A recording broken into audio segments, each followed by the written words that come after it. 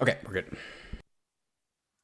Bankless Nation, welcome to this community Ask Me Anything. We've got Hart Lambur here from the UMA protocol. This is a synthetics protocol. We're super excited to bring him here today. Some quick logistics. Of course, this is a community Ask Me Anything, so you guys feel free to ask questions. We will try to bring those questions into the conversation. You can ask them on YouTube. You can ask them in the Bankless members only Discord. We're making a change. We usually do these on Thursdays around 12 p.m. Eastern. We are now doing them on Wednesdays at 12 p.m. Eastern. So quick change. I think we're doing it the second and fourth Wednesday of every month. So this is the fourth Wednesday of the month of February, and we're bringing this to you here.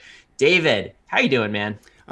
Super awesome. I've always been curious as to what the spiel behind UMA is, right? It's one of the few protocols that I haven't really done a deep dive into myself. So I'm really excited to get Hart on here to answer some of my questions. And then, of course, also the community questions as well. I know that a lot of these viewers for these AMAs are on Periscope, right? Because it's just easy to see it on Twitter. But if you want to get your questions asked, go to the YouTube chat box. I'm monitoring the YouTube chat box. If you've ever seen me like doing this, like looking off to the left, it's because I'm trying to get your guys' questions and relay them to Hart. So that's what's going on. Always the YouTube chat box is a really fun place to be when we do these live streams. And so get your questions in there as well. And of course, if you are a Bankless Premium subscriber, you can also put your questions into the Bankless Discord where we will prioritize those. Absolutely. All right. Well, before we get to Hart, we're going to introduce him in a moment. But first, we want to tell you about the fantastic sponsors who made this Ask Me Anything possible. If you are looking for a product that connects your fiat bank account with DeFi tokens and products, you need to download the DHARMA mobile app. DHARMA is a non-custodial smart contract wallet and comes with a bridge that connects you right into your bank account.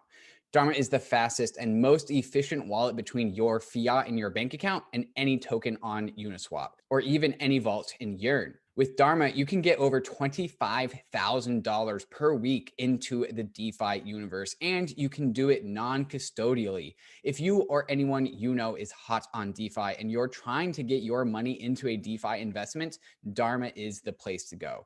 Signing up and going through KYC is an absolute breeze. It took me just under 3 minutes, and after signing into my bank account via Plaid, I am now just one transaction away from any token that Uniswap has to offer. Go to www.dharma.io. That's DHARMA.io. Download the DHARMA app and get yourself unbanked today. If you want to live a bankless life, you need to get a Monolith DeFi Visa card. Monolith is both a 1-2 punch of an Ethereum smart contract wallet, as well as an accompanying Visa card that lets you spend the money that you have in your Ethereum wallet wherever Visa is accepted. It's really a fantastic tool that lets you use Ethereum for what it does best, which is holding and managing your financial assets, but also keeps you connected to the rest of the world's payment rails. Monolith also offers ONRAMP services for getting your fiat money into the world of DeFi. So it's trivial to top up your Monolith card if ever you need to, and your deposited money goes straight into your non-custodial wallet. So your money is never held by a centralized intermediary because your Monolith wallet is native to Ethereum. Monolith helps you transcend both the legacy and the crypto worlds because the money that you hold in your Monolith wallet has the power of DeFi behind it. Swapping assets on Uniswap or earning yield in DeFi is at your fingertips. But with Monolith, so are the groceries at your grocery store or the coffee at your coffee shop. Go to monolith.xyz to sign up and get your Monolith Visa card today. All right, guys, we are back with Hart Lambur, who's the co-founder of the UMA protocol. This is a synthetic asset protocol on Ethereum. We've talked about synthetic assets in the past on the newsletter, various other places. We think it is absolutely massive, it has absolutely massive potential within DeFi. Hart, how you doing? It's great to have you on Bankless. Are you ready for the questions today? It's great to be here. And yeah, Ryan and David, I am ready for the questions and looking forward to chatting with you guys. That is awesome. All right. So we got to clear this up because you are a former Goldman Sachs person. So you spent some time in the belly of the beast. David didn't know. I was not informed. Tell us what is it like being in the belly of the beast in Goldman Sachs for the time you spent there, and then coming to DeFi. What's that transition been like? Well, I learned a lot. So, okay, Ryan, um, I'm old for DeFi, as we previously discussed, right? But I studied computer science in university, like the true nerd that I am. And honestly, when I graduated, I was in New York at the time. I'm Canadian, and there was no jobs. There's no startup jobs. There's no computer science jobs when I graduated. New York startup scene has changed dramatically. The only place I could get a job was at a big bank. That's actually how I ended up there. And I ended up as a bond trader through the financial crisis. So I was actually the guy trading government bonds. When the Fed was doing all their buybacks, I was the guy at Goldman Sachs that was actually selling the Fed all the bonds from Goldman Sachs. It's like absolutely hilarious.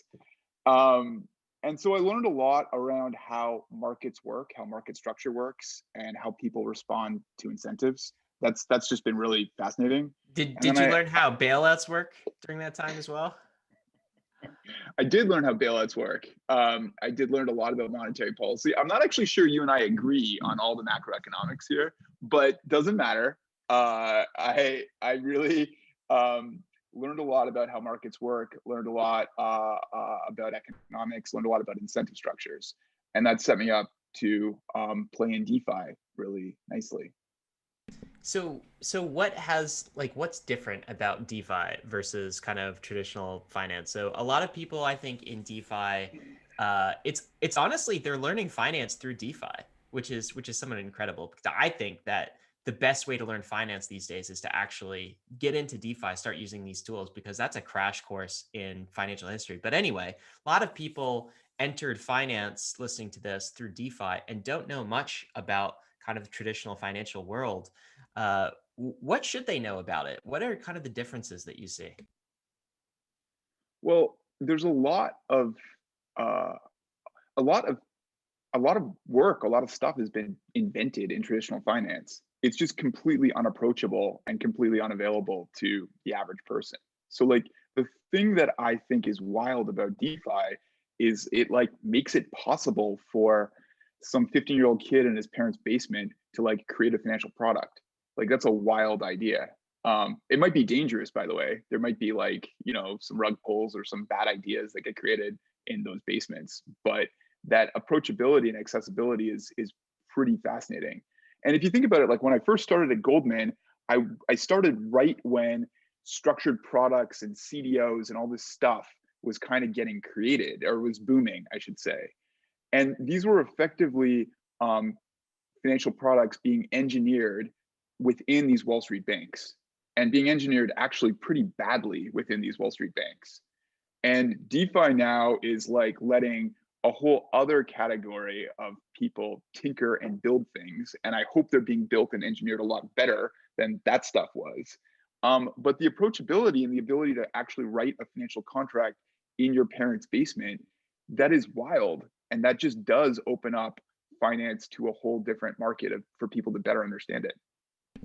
Hart, so let's go into that a little bit more. I love that juxtaposition between financial products from the legacy world versus financial products in the DeFi world. But let's talk about financial products and synthetic assets in the legacy world. Like, what is this world like, and what are synthetic assets specifically in the legacy world, legacy financial system? How are these things built? How do they operate? Who uses them? Why are they useful? Yeah, well, let's talk about like maybe the concept of just a derivative, David. So, what is a derivative? What's the point? Why does it matter? A derivative is a financial contract, and in traditional finance, it's really a legal contract. And I'll actually come back to this analogy here too, but it's a legal contract. So, Ryan and I can make a legal contract where we're betting on something, and it could be the value of Brazilian equities, the Brazilian stock market. And I'm picking the Brazilian stock market right now because it's actually like Ryan's in the US. It's actually really difficult for him to buy the Brazilian stock market because of regulations and rules or whatever else. But Ryan doesn't really care about actually owning the Brazilian stocks. He just cares about betting on whether they go up or down. He just wants the exposure. So he just wants the exposure. So if you are a hedge fund or whatever. What you do is you go and you write a legal contract called a derivative with an investment bank that gives you access to this type of risk. And you can now sidestep the fact that this hedge fund can't actually buy Brazilian equities because it's difficult to do so. Instead, they can buy the price exposure of Brazilian equities through this derivative contract. And so call that a synthetic kind of exposure where they don't actually own Brazilian equities directly. They own a legal contract that gives them exposure to Brazilian equities. And so what has happened here is that hedge fund, rather than like not being able to buy something, is able to use the synthetic asset to kind of bet on anything and to get price exposure on anything. And it makes finance for them global. The problem is that like Ryan's not a hedge fund and he can't get access to that as an individual, right? He just doesn't have there's not the resources. A Wall Street bank won't write a derivative contract for him. Hence, because DeFi. it's a permission system, right? Like Ryan doesn't have like a billions and billions of dollars on his bankroll. Like, what are the other restrictions that prevent? Because I got my roommate downstairs. We like to talk about the future of finance. Why can't we just go create a contract between each other? And how is that different than like perhaps a bigger, well-capitalized institution making a contract? Well, you and your buddy probably could create a contract for each other. Like David, let's say you're in the state of California. The two of you guys could write down on a piece of paper a legal agreement what that thing is and say, hey, we want to do this. And you could probably like what's your like you could do that, but what's your enforcement mechanism there? I guess you could go and sue your buddy in the state of California if he doesn't like pay up on your derivative contract, which would be hilarious. But there's sort of a barrier to entry. You better write like a multi-million-dollar contract in order for it to be worth it to sue the guy, you know? So it's the same reason why Ryan like won't have access to the derivative markets that a hedge fund does, because he's just not a big enough fish to like go after or sue you. The enforcement mechanism, this legal enforcement mechanism, only works at like a big scale for huge entities writing these contracts. DeFi, and frankly, what we're doing is designed to change that, to make that be accessible at a much more approach, like a much lower entry point, lower the barrier to entry. David, just you know, I think it's bad news for roommate relations to write derivatives with your roommate. Perhaps, yeah. So just maybe note to that. But I've got a question, and this is like a big picture question, because when you talk about terms like derivatives, Hart, I want to make sure people understand this. I think a lot of people have seen this graphic. Have you seen this, Hart? It's like money around the world, right? And like this is comparing the world's money in markets 2020, and it's very visual, right? So you've got each size square is worth $1 billion. So you've got silver here, $100 billion with one square, and then you've got the size of cryptocurrency, and then you've got like military spending, and it sizes that cryptocurrency metric needs to get significantly updated because it says it's $244 billion. This was made a while ago. Yeah, so I guess like add like 8 blocks or so, whatever, right? But it's like close. All right, so then you've got U.S. budget deficit, on you go, and you got billionaires, how much they own. Then you've got the you know, how much for gold? 8 trillion, 10 trillion in this calculation, 11 trillion, Fortune 500s. Anyway, you get all the way down, you pass global debt, you pass real estate, wow, global wealth. Real estate? Holy shit. Going past real estate, which is huge. Okay, huge. Real estate is, how big is real estate? God, that's before global debt. I don't know. I missed real estate. It's somewhere in here. Then you've got global wealth. But then you've got this big thing at the end, which I think is the stunner, which is derivatives. Okay. If all that other stuff, real estate, stocks, global debt, you thought that was big, you get to the end of this infographic and you see derivatives, and it's like 560 trillion worth of global money is in derivatives. And you keep scrolling down, and it takes a whole bunch of scrolls to see all of the value in derivatives. Can you explain that? Like, is this good? Is this healthy? Is this how markets work? Or is there a real problem here? This sort of stuff is a bit of a misnomer because you have a lot of offsetting risk. So Ryan, you and I make $1 billion derivative where you're going long Bitcoin, and then you unwind it later, but you don't actually unwind that trade. You just do a derivative in the opposite direction for $1 billion. So now we've got a $2 billion derivative, derivatives outstanding. And the way the derivatives market has evolved, there's just all of this offsetting risk, which, by the way, part of the problem here, part of the problem in the financial crisis is that nobody actually really had a good picture of that offsetting risk because it wasn't written down in one place. And was And the so issue was that it kinds- wasn't actually offsetting correctly? Was that the issue?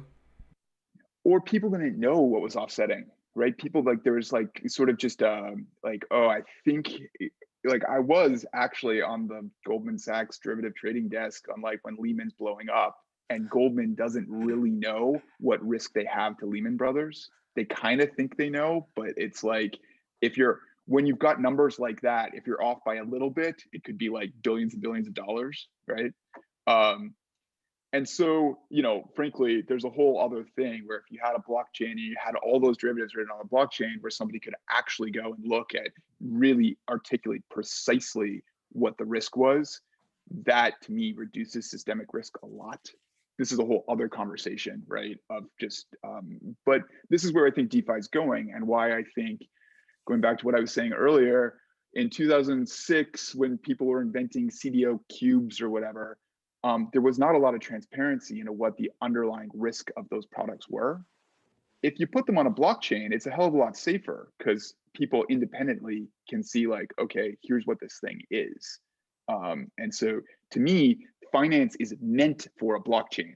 Finance and what people's contracts are should be written on a blockchain because it provides a lot more transparency into where things are going. This is a big conversation that I've had with a number of Bitcoiners, is that, Bitcoiners will point at DeFi and be like, look at all that risk. Look at that composability risk. If MakerDAO goes down, the whole thing goes down. We're just going to recreate the financial crisis. And that's never made sense to me, because I would say that financialization and financial tools can be dangerous. I think Warren Buffett has this quote that finance could be create weapons of mass destruction. But I totally see that there's a fundamental difference that when everything is done in an inside out fashion and everyone has equal access to information and that information is actually consumable, that is what prevents something like an '08 crisis, right? It's we just didn't have the information because people only had a very narrow view of what they were able to see, and no one could have the big picture. And now we have things like Dune Analytics and the graph, which lets us help us consume data. And that, I think, is really the fundamental difference, that, if we had Ethereum as a financial platform, the '08 crisis wouldn't have happened. How does that land with you, Hart?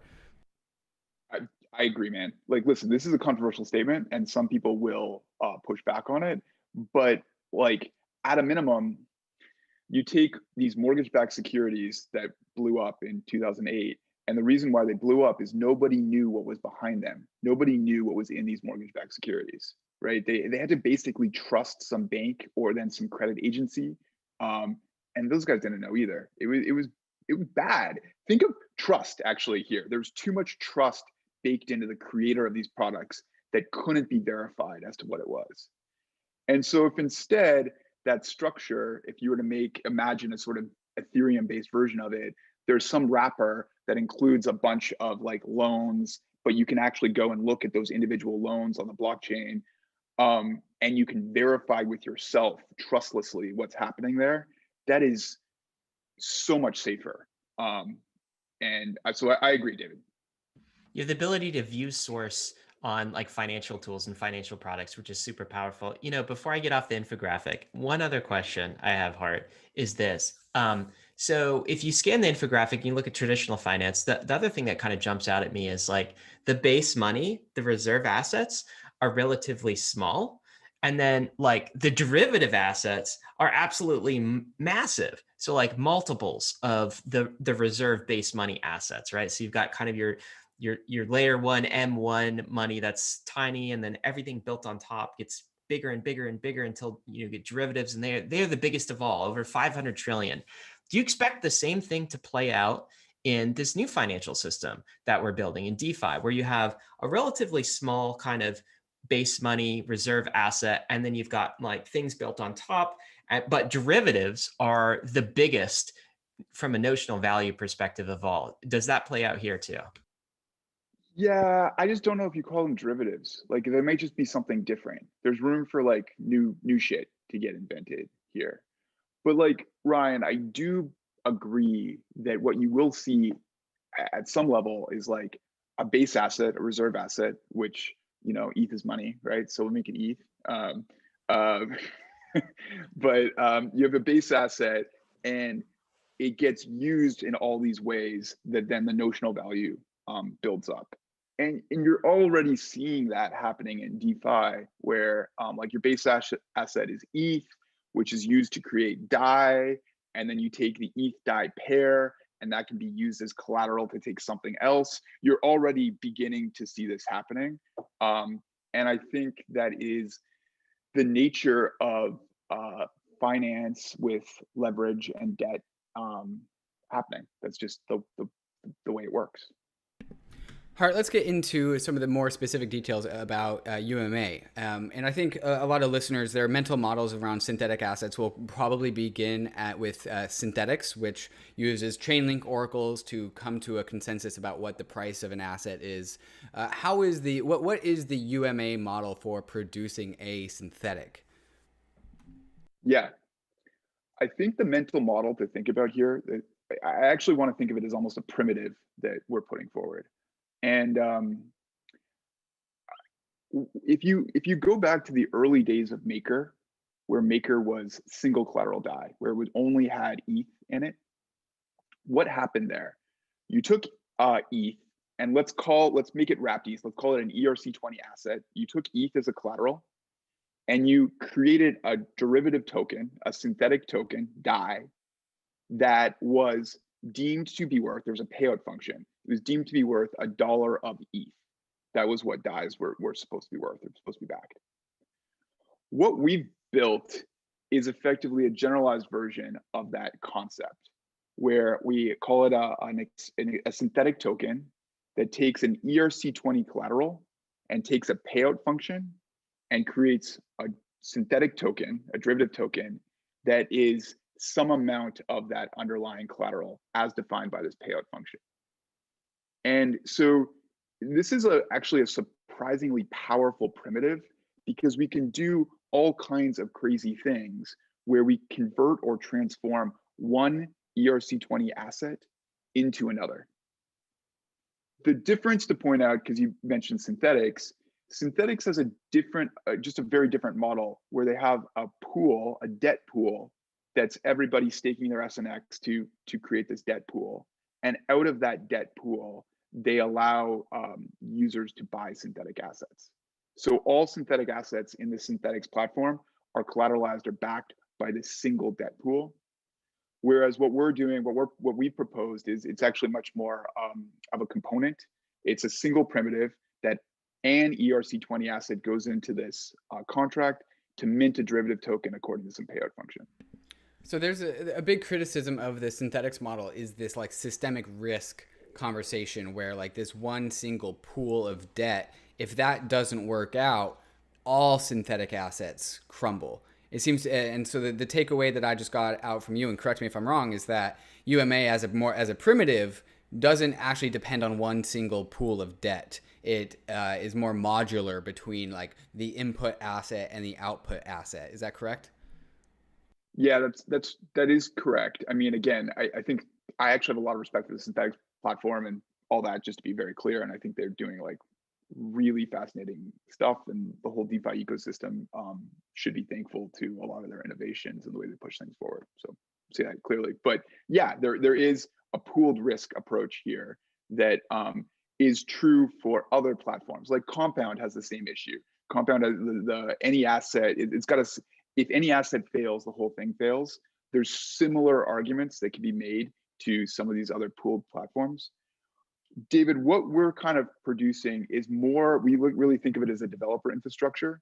So a developer can come to us and take our contract, take our primitive and say, I'm going to segregate this pool where I'm going to create a synthetic asset that's backed by just this one ERC20 in its own sort of segregated pool. And that has pros and cons. It's kind of got its own different use case. I think there's one kind of takeaway here is if you're listening and this is kind of your first exposure to synthetics, like the magic moment for me in understanding it was back to Hart's example of dye. Like once I wrapped my head around dye and understood that, then I started to understand what a synthetic is. And it's basically if you take an ERC20, like a store of value, right? Whether that store of value is wrapped Bitcoin or Ether or whether that's USDC. So you take a store of value and you combine that with an oracle, like so with a price feed. Store value plus price feed in a smart contract platform equals anything. You could create anything you want out of it. You could create S&P 500. You could create like, gold, silver, any commodity, any asset, anything that has value, the art on David's wall, anything basically.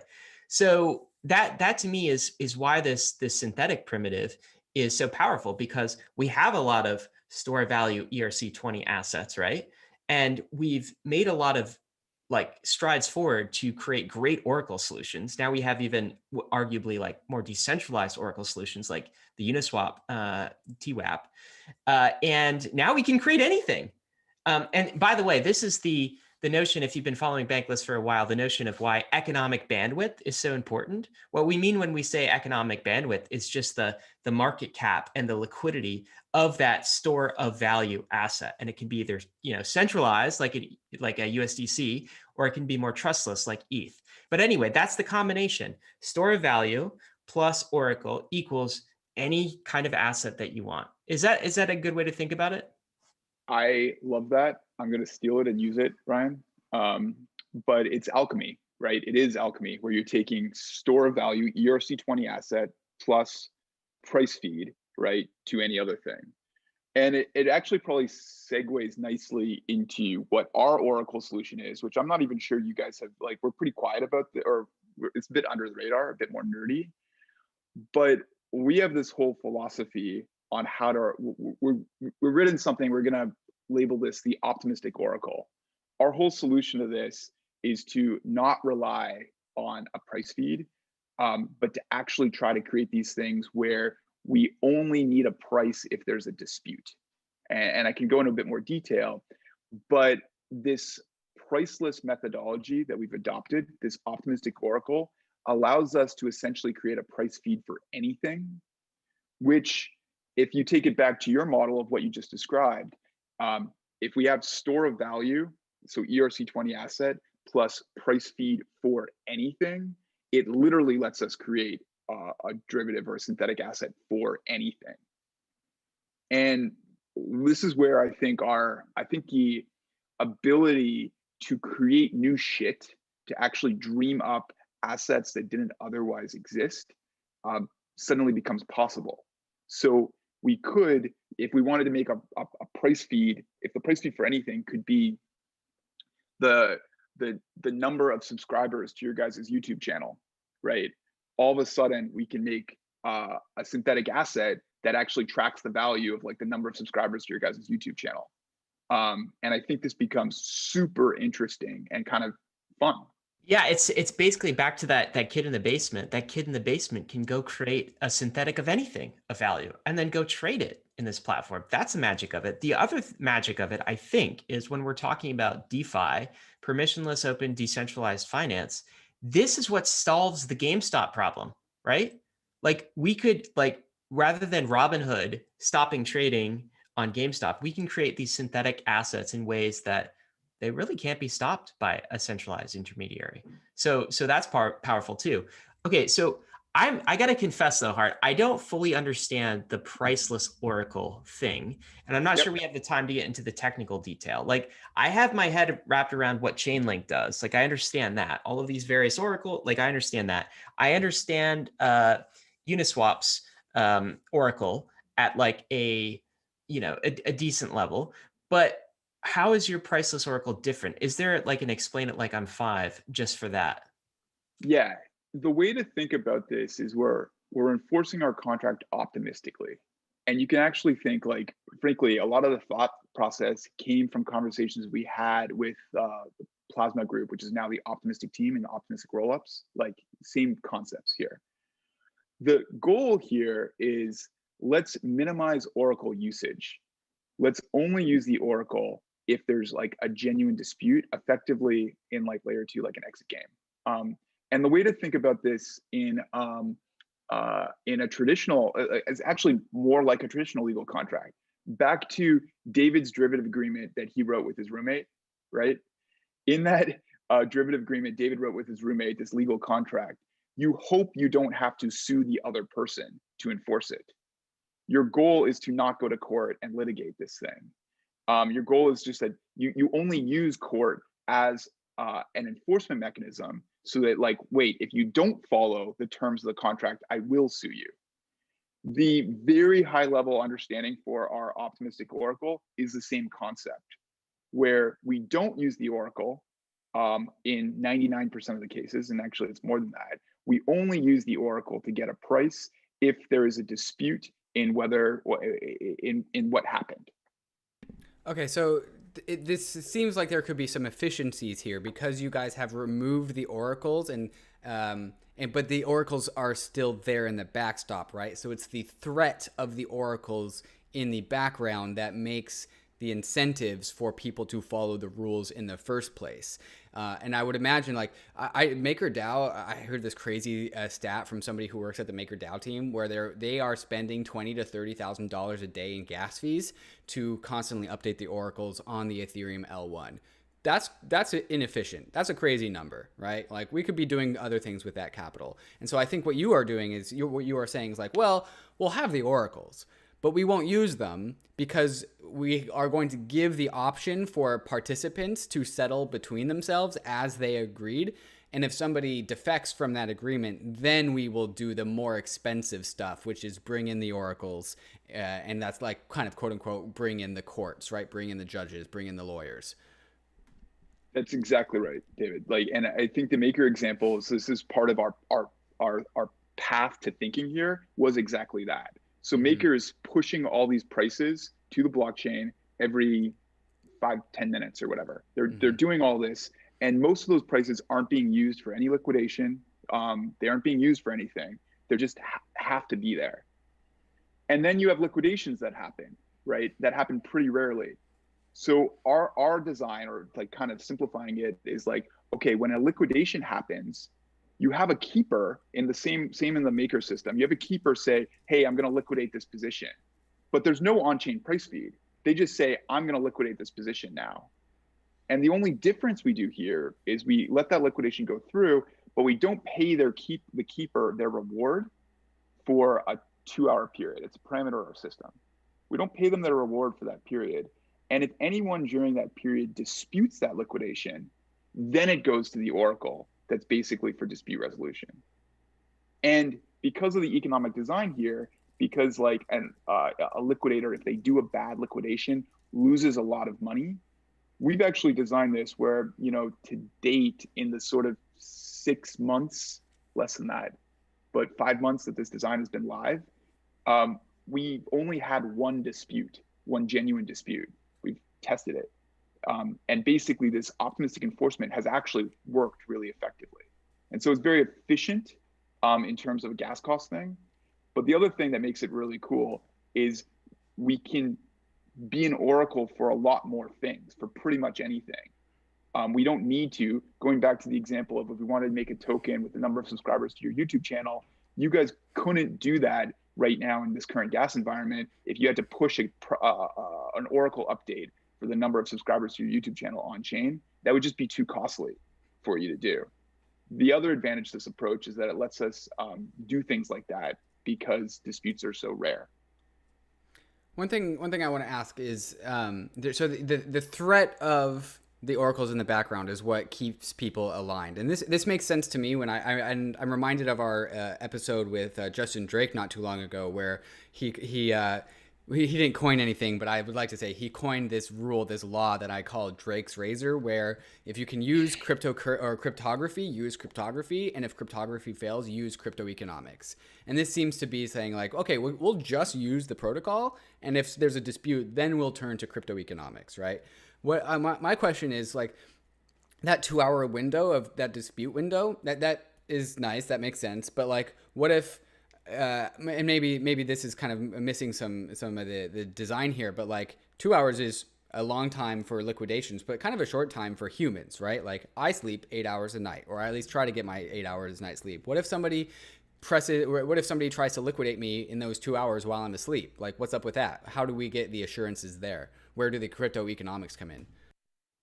Yeah, that's where this like crypto network is so awesome, right? Because David, we can design this so if you have a position you get badly liquidated, you get liquidated when you shouldn't have been. We don't need you to dispute that. We need just somebody that's watching the network to dispute it.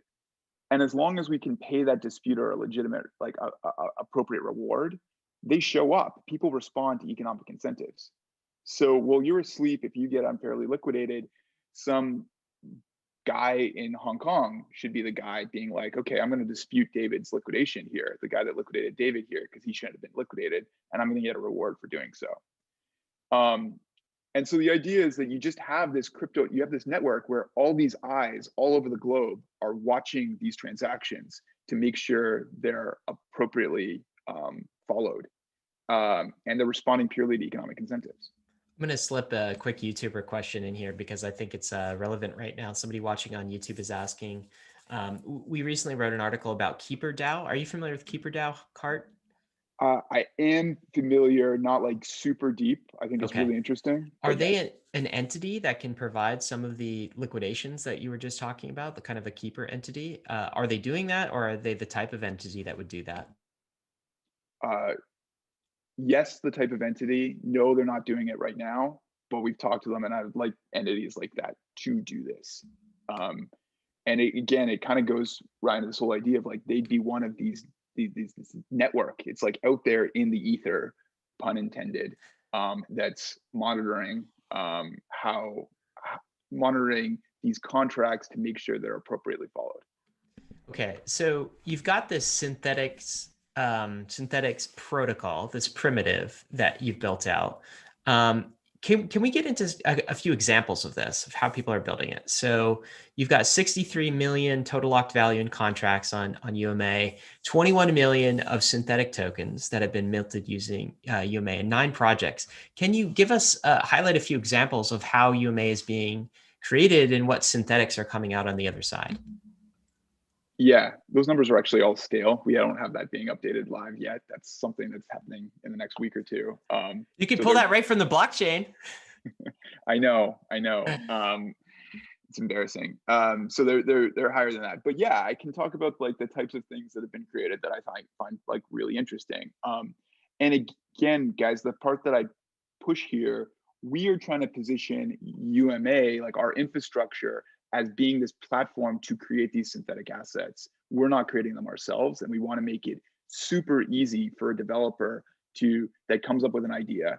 And developer might even be the wrong word. It's like a financial product inventor, right?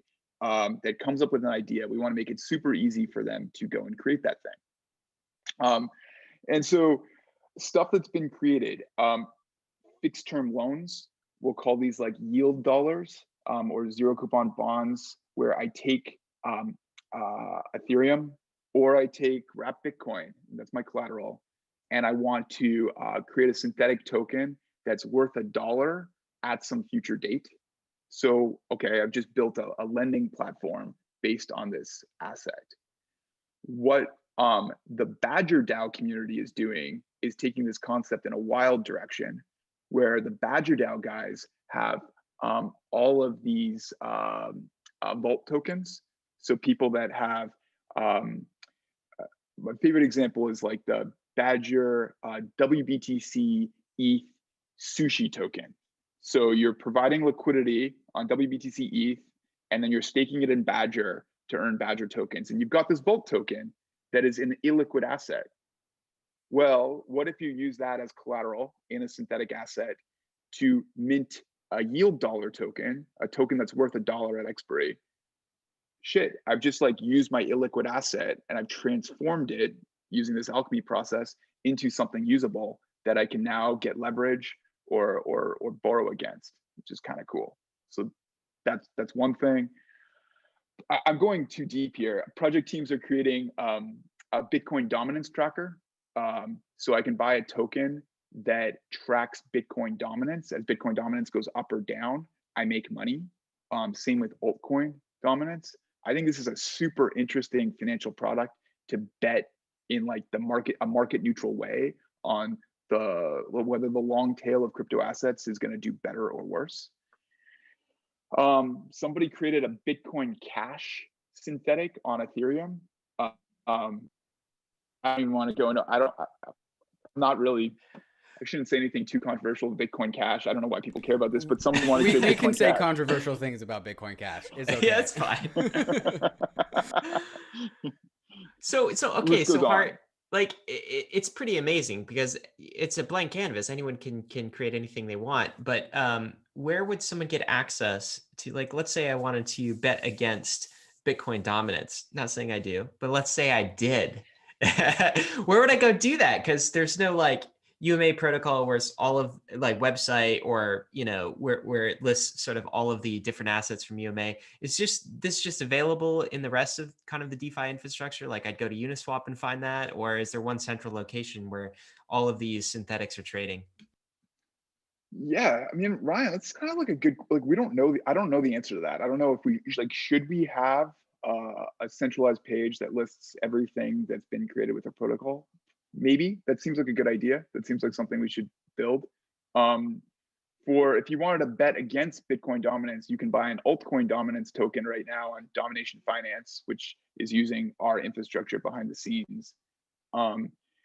There's sort of an open question here just for us as a project, where how loud do we want to be versus behind the scenes? Like, you know, Stripe doesn't list every merchant using the Stripe platform to like process credit card payments, right?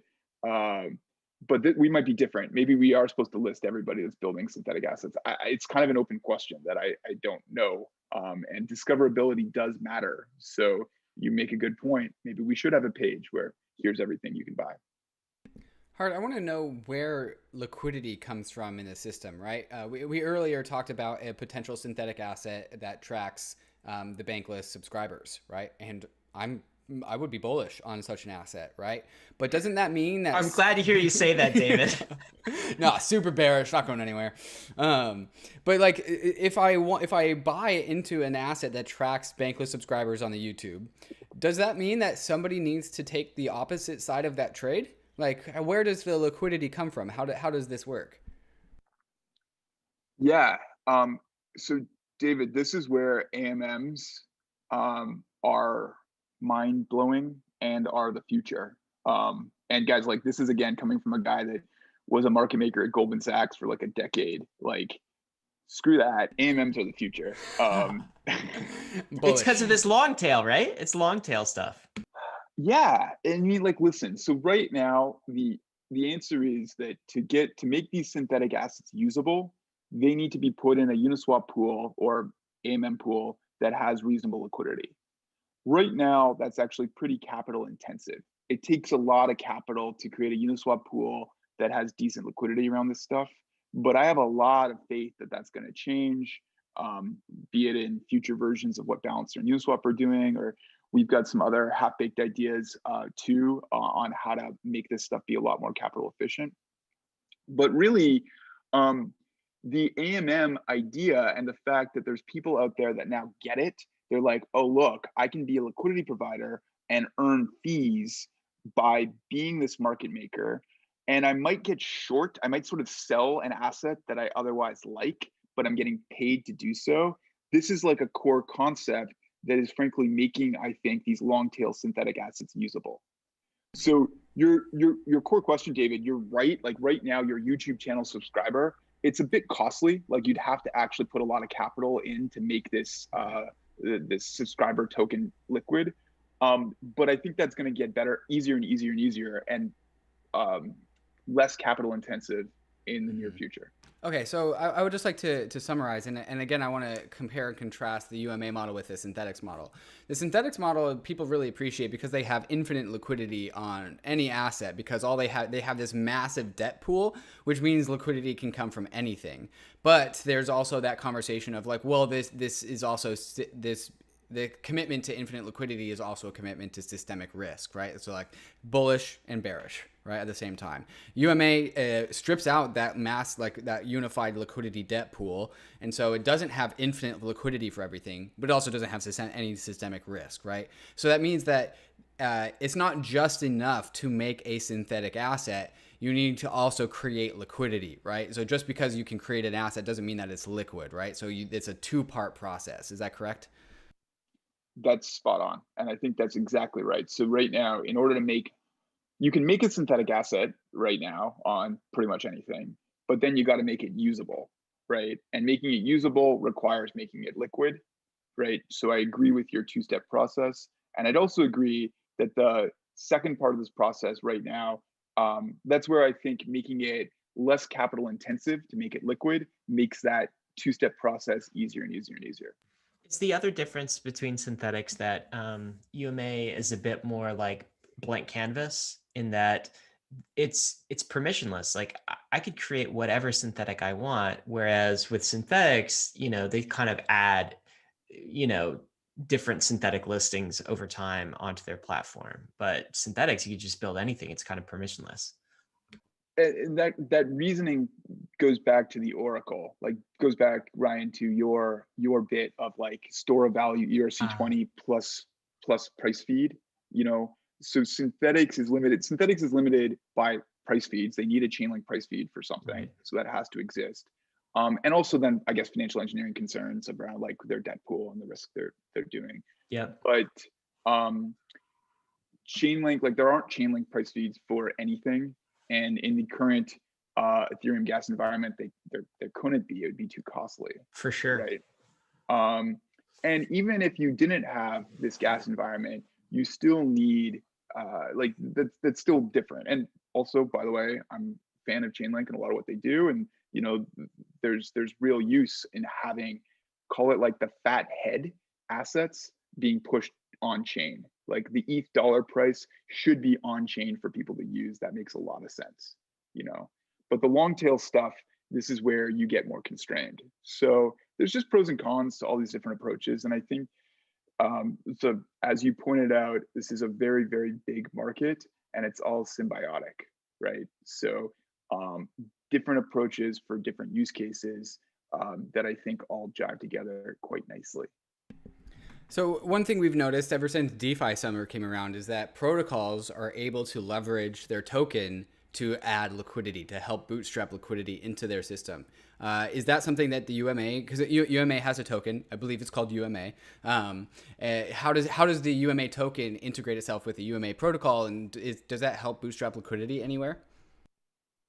So our token holders are fundamentally the voters in the oracle. Our token holders are effectively the oracle that we try to minimize usage of. And we'll keep it at a high level for that. And then separately, David, to your point, we are using our token in liquidity mining campaigns. And we actually have a pretty interesting program we call developer mining, but we are using our token to help incentivize liquidity in these pools to help make the assets be more liquid or usable. And so, yeah.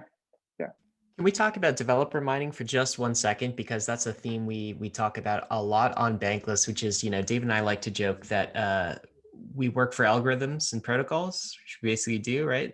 But there are more and more opportunities. We're talking to the Graph, not too long ago, maybe it's our AMA before last, and they talked about how all of the earning potential possibilities that existed within the Graph protocol. So tell us about your developer mining. If I'm a developer, I want to do something for UMA protocol.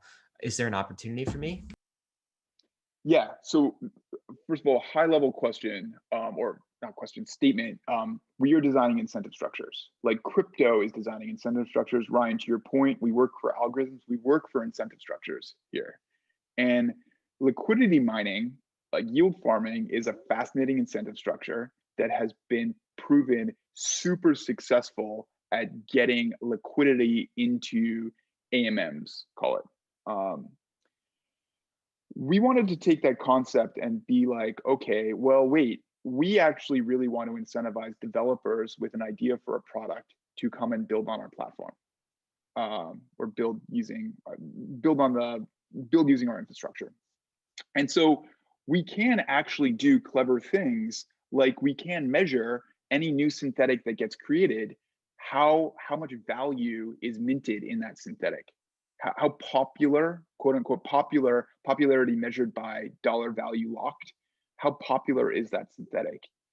And then what we can do is every week we can look at all the synthetics minted on our platform and be like, oh, this synthetic here's the popularity. Let's pay these guys rewards. Let's pay these developers rewards based on the popularity of their idea. This is cool. Okay, so when you say developers, what you mean is kind of this new class of financial engineers who's developing synthetics. And what's really cool about like this is when we started to get Web 2.0, right, with like Facebook and Instagram and everything that came after, it created this whole new economy of people from their offices or from their homes who would just generate content for what? For attention, for likes. That was kind of the currency. What you're talking about is essentially these kids in their houses or wherever they live, or anybody really, being able to create synthetics. And the value of the synthetics that they create is based upon its usage. And you can actually earn an income that way, right? So like now you have YouTube influencers, basically. You could have like synthetics creators as a full-time hobby job, like, or maybe a very lucrative job depending on the success of it. This is what you're talking about. Yeah, Fred Ursem, I stole this idea from him a while ago, but so long tail financial products, right? If you think of YouTube's like the unboxing video, something you could have never predicted, right? And like this whole like like all this shit that happened because of user generated content. I do have a belief, and the timing of this is hard, but I do have this belief that we will have like user generated financial products of a sort that are like this long tail of things that you wouldn't otherwise predict. And you're right, Ryan. I see there being a world where if people produce financial products or produce ideas that other people want, they can earn an income off of that. I think that is a world we're going towards, and I don't quite know what it looks like, but I completely agree. It's part of our vision, right? That like this, it's easy to create financial products. It's easy to build in DeFi. We make kind of like building this DeFi stuff simple, and this new class of kids in their basement create interesting things that other people want. Okay, guys, and everyone in the YouTube, this is the last call for listener YouTuber questions. So if you have a question for Hart, get it into the chat box. Also, like and subscribe. Hart, my question for you is, no one can really predict the future of UMA better than you and the UMA team, right? And so when you guys are shooting the shit, eating lunch, like not really like, thinking about the future, what are some of like the crazier things that you guys think about that you could do with UMA? Like if you guys really went like super deep and you're like, well, we could do this and then this, and like give us an example of some really like sci-fi type stuff that could happen out of UMA.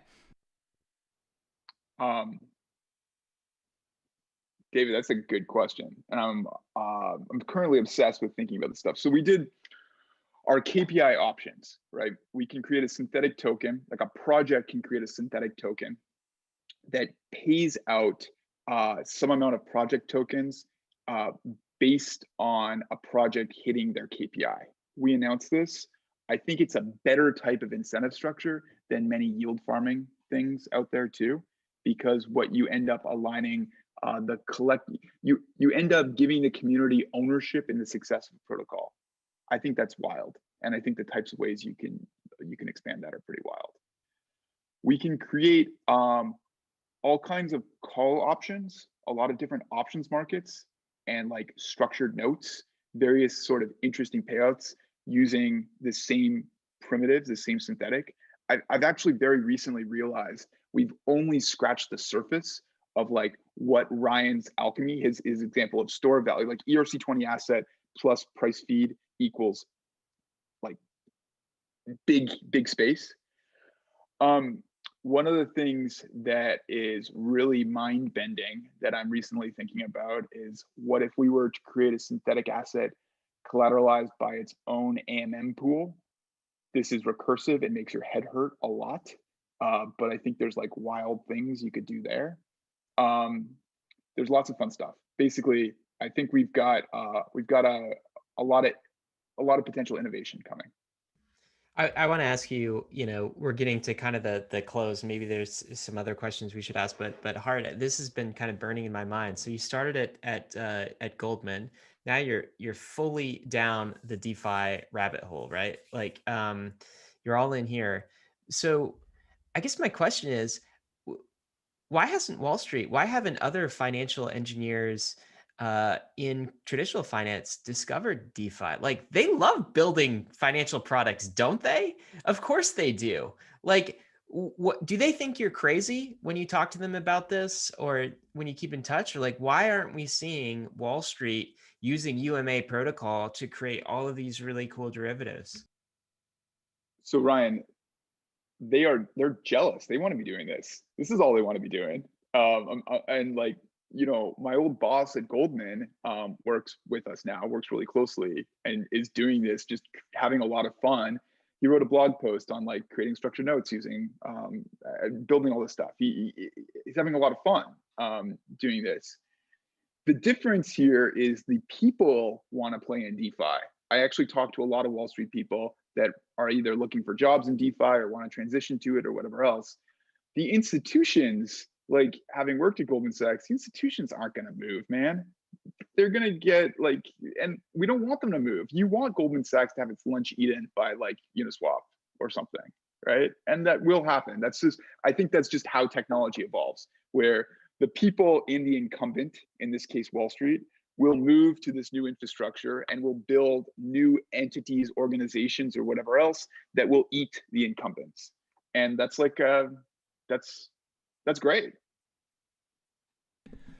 So what's in store for the future of UMA? Like what's on your guys' roadmap that we have to look forward to? A lot. So we're doing this KPI option thing, and we're gonna be doing our own version of it, where we are going to be airdropping tokens to people in our community and people that have been used governance in other communities, been active governors in other communities. We're going to airdrop them an option that will increase in value the more our TVL goes up, which I think is pretty cool. Like we're pretty transparent. I think there's a cool idea for call options that we're going to put out in the near future. We're going to publish more loudly about our optimistic oracle, which can be generalized for other use cases outside of just synthetic tokens, and make that be kind of like a cool primitive that can be used for applications where you need a price feed on something weird, on kind of a price feed on anything. And then we have a perpetual synthetic token, which is a pretty hard financial engineering problem that is audited and ready to go. We're going to put an experiment. We're going to test that out. So there's a lot. It's like we're pretty busy right now. UMA as a platform, I'm reminded of that one like famous GIF of the Microsoft people on stage going, developers, developers, developers. It sounds like you guys need a bunch of developers. So if we have any developers listening, I'm seeing some developers in the YouTube comments. How can they get started to go start playing around with UMA? Because interestingly, UMA seems to be not just a money Lego, but a money Lego factory. And it seems to really need money Lego developers to really build out money Lego structures. How can developers get started? You guys are so good at like the taglines and the marketing, right? Like I'm gonna steal that, David. The money Lego factory. That's like good, man. Nice, man. I think there's a job title in there too, like money Lego designer. Money Lego factory worker. I kind of like a very blue collar title here. I like that a lot. So David, you're entirely right. We want, and I actually joke back to that Steve Ballmer on stage being all sweaty going developers, developers, developers. That is what we want to do. Best way is join our Discord to start with, discord.umaproject.org. And we need to do better documentation. We need to do all this other stuff, but join our Discord, read our docs, and yeah, chat with us basically. All right, I want to see you replicating the Steve Ballmer gift someday. Just getting up on a stage and screaming it. Make sure you feel the passion that Ballmer felt at that time. Man, this has been a lot of fun. I think I didn't know a ton about UMA protocol going into this, but I feel like I know a ton coming out. Hart, thank you so much for spending time with us today. We appreciate it. Thank you guys. This was like really fun. Do it again sometime. Definitely. Awesome. All right, Bankless Nation, we are going through all of these interesting projects on the Ask Me Anything to help level you up on what's going on in DeFi, and it moves so fast. That's why you have to keep tuned in. So like, subscribe the video, check out the podcast as well. The podcast version of this comes out on Thursday. As always, risks and disclaimers. ETH is risky. DeFi is risky. So are synthetics that are based on the Ethereum platform. You could lose what you put in, but we're headed west. This is the frontier. It's not for everyone, but we're glad you're with us on the Bankless journey. Thanks a lot. Gemini is the world's most... All right. First got into crypto in 2017, and it's been my main exchange of choice to make my crypto buys and sells. Gemini is available in all 50 states and in over 50 countries worldwide, and on Gemini there are markets for over 30 various different crypto assets, including many of the hot DeFi tokens, and it's one of the few exchanges that has liquid DAI markets. Gemini just launched their Earn program, where you can earn up to 7.4% interest on 26 various crypto assets. If you're tired of paying fees in DeFi, or you don't want to worry about DeFi exploits, but you still want to earn interest on your crypto assets, Gemini Earn is the product for you. Another product I'm stoked to get my hands on is the Gemini Crypto Back Credit Card, which gives you 3% cash back on all of your purchases, but paid to you in your preferred crypto asset. When I get my Gemini credit card, I'm going to make sure that I get my cash back in ETH. So whenever I buy something, I get a little bit of ETH bonus back to me at the same time. You can open up a free account in under 3 minutes at gemini.com/gobankless. And if you trade more than $100 within the first 30 days after sign up, you'll be gifted a free $15 Bitcoin bonus. Check them out at gemini.com/gobankless. AAVE is a borrowing and lending protocol on Ethereum, and just recently released AAVE version 2, which has a ton of cool new features that makes using AAVE even more powerful. With AAVE, you can leverage the full power of DeFi, money Legos, yield, and composability all in one application. On AAVE, there are a ton of assets that you can deposit in order to gain yield, and all of those same assets can also be borrowed from the protocol if you have deposited collateral. Here you can see me getting a 200 USDC loan against my portfolio of a number of different DeFi tokens and ETH. I'll choose a variable interest rate because it's a lower rate than the stable interest rate option, but I could choose the stable interest rate option if I wanted to lock that interest rate in permanently. One of AAVE's V2 features is the ability to swap collateral without having to withdraw your assets, trade them on Uniswap, and then deposit them back into AAVE. AAVE does all of this for you, all in one seamless transaction, so you don't have to repay loans in order to change the collateral you have backing them. Check out the power of AAVE at aave.com. That's AAVE.com. Hey, we hope you enjoyed the video. If you did, head over to Bankless HQ right now to develop your crypto investing skills and learn how to free yourself from banks and gain your financial independence.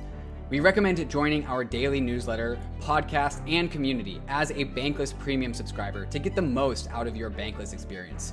You'll get access to our market analysis, our alpha leaks, and exclusive content, and even the Bankless token for airdrops, raffles, and unlocks. If you're interested in crypto, the Bankless community is where you want to be. Click the link in the description to become a Bankless Premium subscriber today.